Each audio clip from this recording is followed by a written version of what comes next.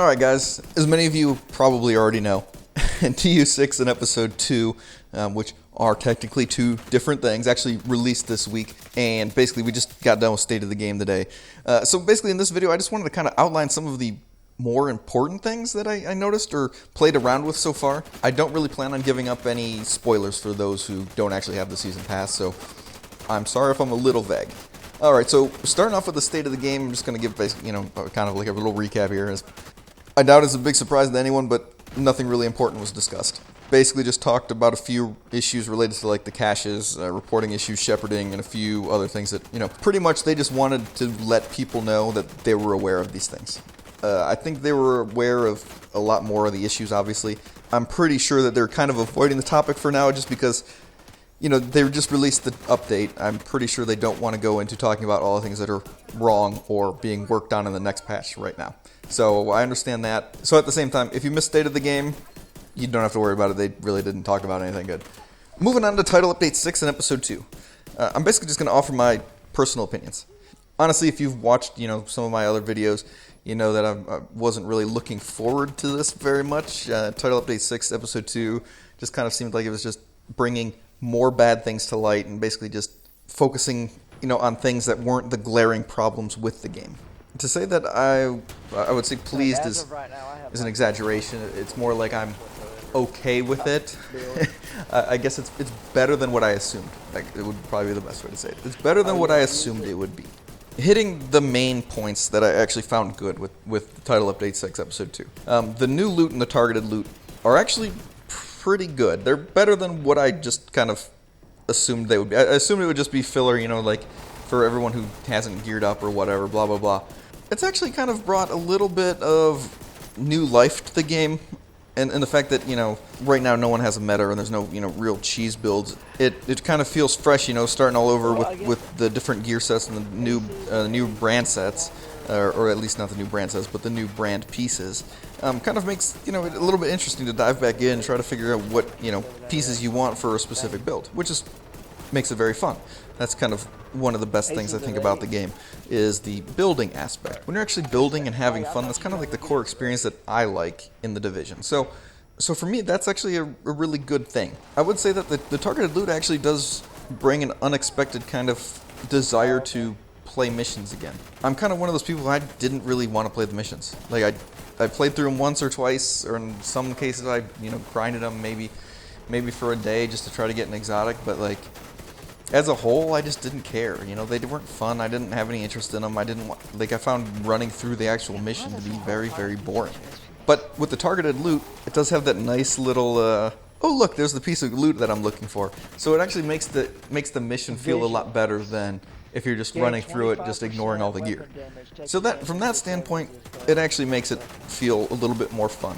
And so, as a whole, the loot and the loot system now makes it, a little bit better to actually re-farm things.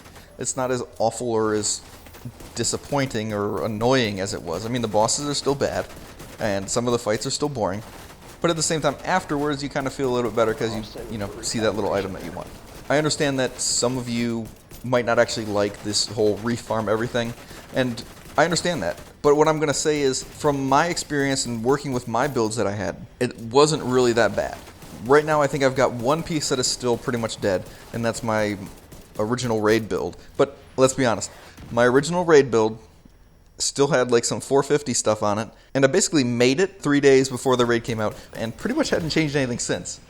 So my original raid build was the only build that really needed to be completely reworked.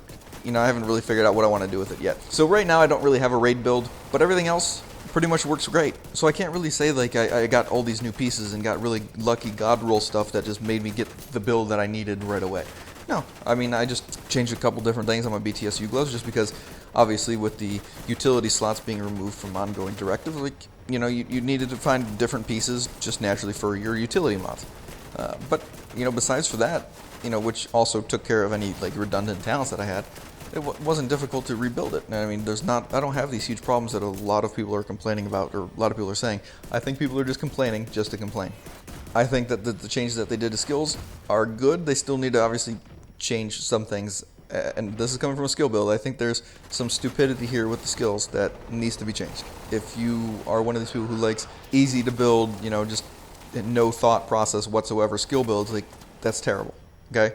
That's not how a skill build should be. Like, there should have actual planning and thought and depth of building in these things. I understand many men actually like the refarming everything approach, but from my experience, it wasn't as awful as I thought it was going to be. But besides that, every other build I have is quite easily adjustable. And I'm actually even making better adjustments to a couple of them just because of the changes to the actual gear sets. Plus, I'm not going to lie, having those extra loadouts is really helping me construct builds because I don't have to micromanage each build and change it up like right before I use it over and over again to actually, make a different build. No, I've got like a kind of, like a base build, and then I can change it around and have, 3 or 4 variations of that build, which is very nice and handy. The second good thing I got for Title Update 6 is that maybe the devs actually do listen a little bit better than I thought. This is mostly due to my PTS worries. Like if you looked at the PTS and you saw like the Fenris brand set, it basically would have become super OP and would have been the go-to brand of choice just because you could have stacked so many more talents. I mean, I think you could have gotten 12 talents if you had a 6-piece or 5-piece Fenris. So that's huge considering the push that they're making to have talents actually be strong.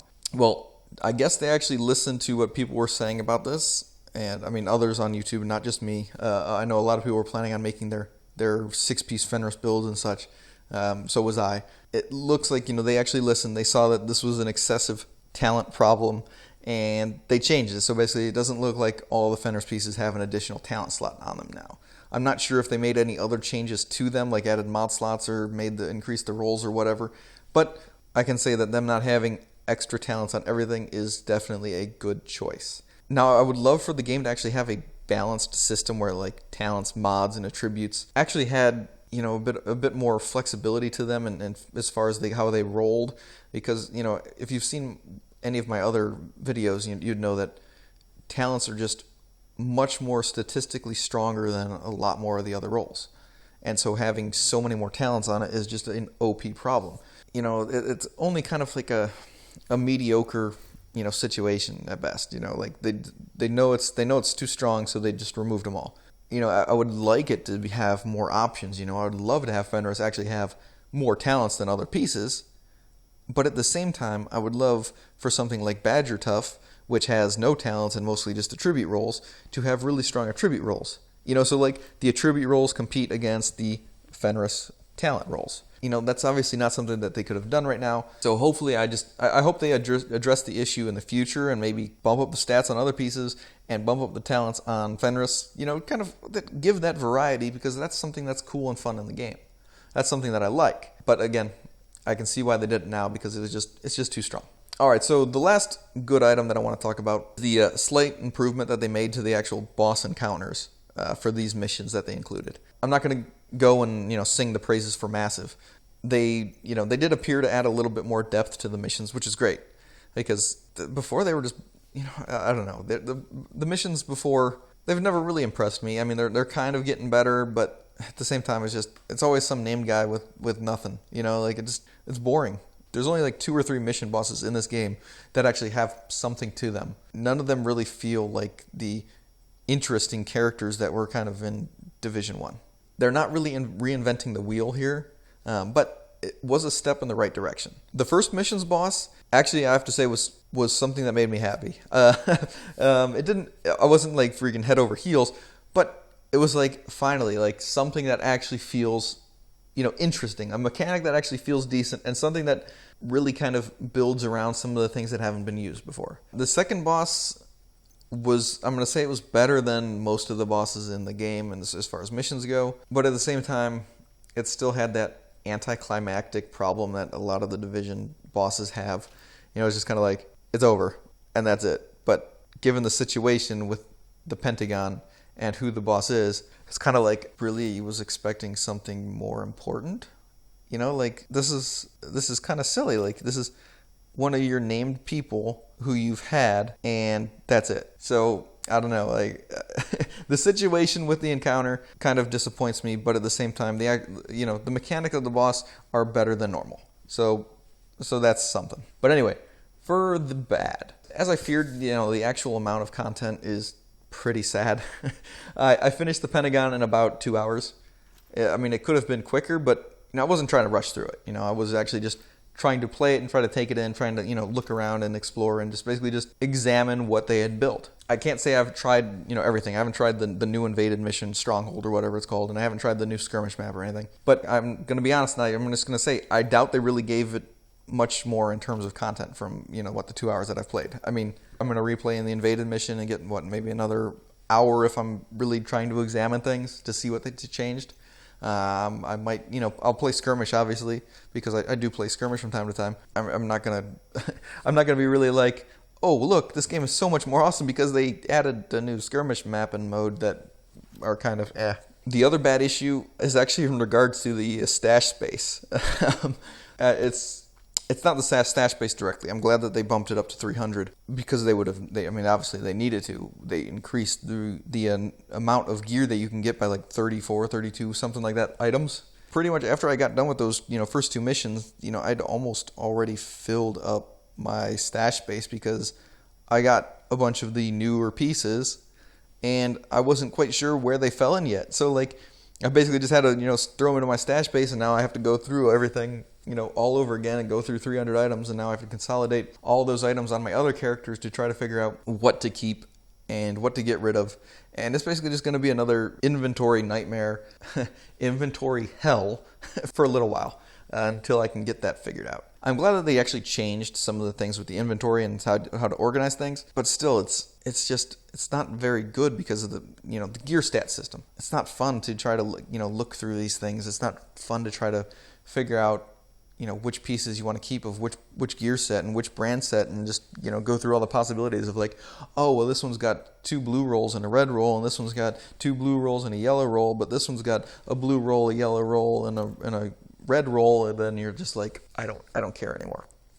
It just gets so frustrating. It's almost like an entire game in itself. There's the Division game, and then there's the Division inventory management game, and they both kind of suck.